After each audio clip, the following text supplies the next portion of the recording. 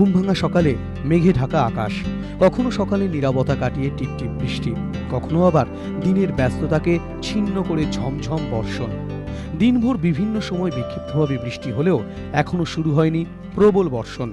তবে খুব তাড়াতাড়ি যে তা হতে চলেছে পূর্বাভাসে এমনটাই জানালো আলিপুর আবহাওয়া দফতর। গাঙ্গেয় পশ্চিমবঙ্গ থেকে ওড়িশা পর্যন্ত বিস্তীর্ণ ঘূর্ণাবর্তটি ক্রমেই শক্তি সঞ্চয় করছে।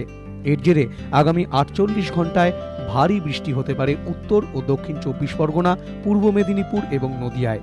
বৃষ্টি হবে দক্ষিণবঙ্গের বাকি জেলাগুলিতেও।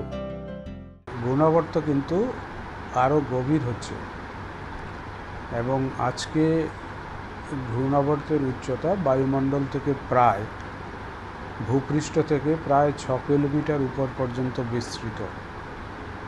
এর ফলে বৃষ্টিপাত কিন্তু বাড়বে। দক্ষিণবঙ্গের সমস্ত জেলার ক্ষেত্রে আগামী 48 ঘন্টায় বৃষ্টি বাড়বে। ভারী বৃষ্টির পূর্বাভাস দার্জিলিং এবং জলপাইগুড়িতেও।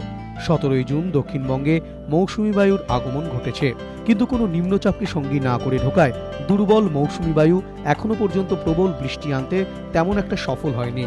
তবে ঘূর্ণাবর্তের প্রভাবে সেই আক্ষেপ এবার মিটবে বলেই মনে করছেন আবহাওয়াবিদরা। সঞ্চয়ন মিত্র, এবিপি আনন্দ, কলকাতা।